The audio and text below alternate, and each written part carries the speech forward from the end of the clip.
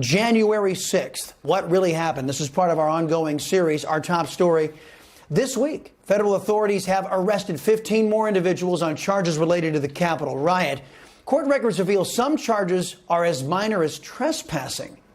Meantime, thousands of BLM and Antifa rioters have had charges dropped after beating, looting, and burning their way through our streets for years.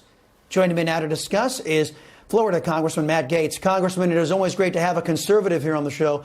You know, dishonest Democrats in and out of the press have called the events of January 6th an armed insurrection, yet no one has been charged with insurrection or sedition. Now, I've said that the rioters have legal cases against some of those who are defaming them in the press and other places.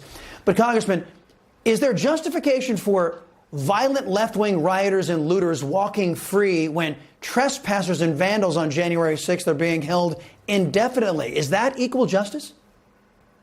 It's not, and we've seen the top leaders in the Democratic Party gaslight for a process that seems to always make excuses for left-wing purveyors of violence. Excuses that really call into question whether or not there's a two-tier system of justice. We continue to ask questions about the treatment of January 6 detainees, their access to counsel. But here's what's really happening, Chris. You see, the Department of Justice has to maintain this theory that the January 6 detainees maintain an ongoing threat to the government of the United States so that they are able to take the national security apparatus and turn it against our people. America First is such a strong political movement. It is so threatening to the elite that they are using the federal executive branch with the FBI taking people's financial records en masse from institutions like Bank of America. They're even using the Congress, Nancy Pelosi's hyper-partisan January 6th committee, placing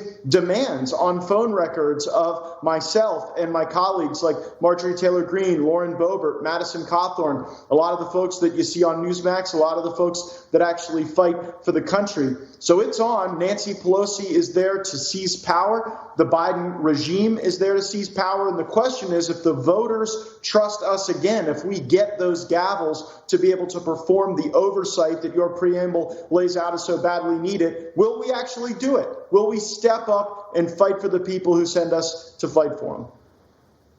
Since you brought up Pelosi and Cheney and Adam Schiff and crying Kinzinger, among others, they have no interest in stopping ongoing left-wing organized crime sponsored by BLM and Antifa terrorists. Estimates out there say that small businesses took a hit alone, just small businesses alone, over $1 billion and counting. Is it a double standard?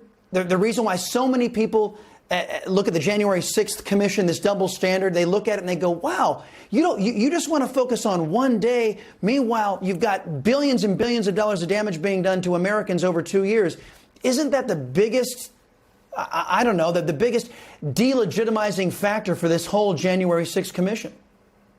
Well, of course. And when you look at gravity, you can even look to the FBI's own conclusion that there was no organizing apparatus for whatever bad things happened on January 6th. And that bears a stark contrast to the highly organized BLM Antifa effort that even had members of Congress and the sitting vice president now of the United States raising money to pay for the bail of people to be able to get right back out on the streets and do that violence and really engage in that domestic terrorism that was so troubling. But give the left this credit. They did vertically integrate their strategy to do this violence. George Soros elected a lot of DAs all around the country that were ready and willing to drop charges so long as the politics that motivated the violence was left-wing politics.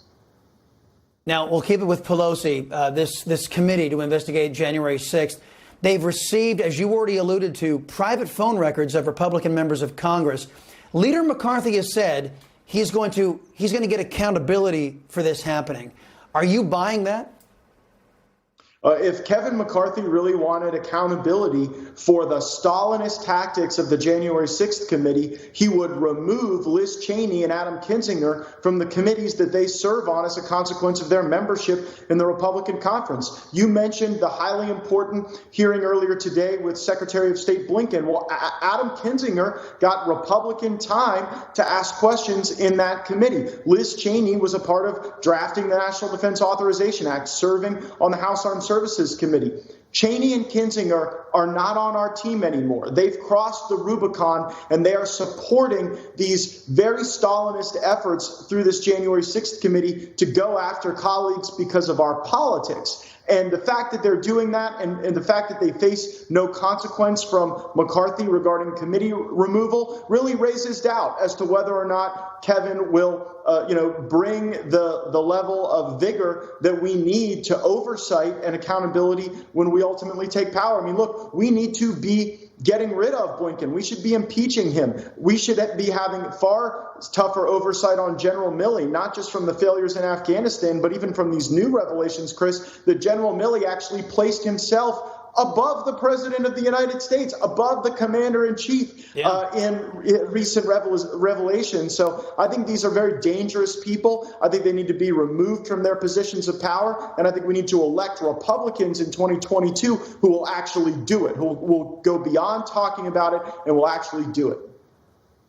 I want to expand on what you just brought up. Bob Woodward's new book alleging some very disturbing details that 2 days after the January 6th events, the riots, General Milley reportedly broke the chain of command, went around President Trump, and assured his counterpart in communist China that if President Trump had ordered an attack on China, that Milley would warn China, potentially leading to the slaughter of American service members. If true, I don't think his resignation is going to be enough. Do you, Congressman?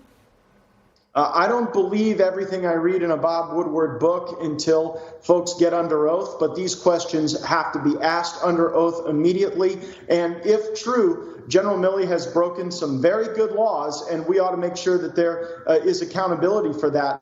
Look, I mean, this is someone who already viewed his role, I think, as rather outsized. He went beyond giving military advice and wanting to be a critical race theorist and wanting to transform the social justice goals of the military. All the while, they didn't plan for the one thing that actually happened in Afghanistan. Your preamble laid out the reason for the failure in Afghanistan was a lack of planning, a belief in the lie told over and over again that somehow the Afghan government was going to stand up and fight and facilitate further American departure and withdrawal. The reality is that Afghanistan government was just a mirage, and it faded into the sand. And you know what? When Ghani told Biden that they were facing a full-scale invasion from the Taliban, Biden told Ghani to lie. So think about it. These Democrats impeached Donald Trump for trying to get a foreign leader to tell the truth about corruption, and then they back Joe Biden when he gets a foreign leader to lie, resulting in the death of 13 American Marines.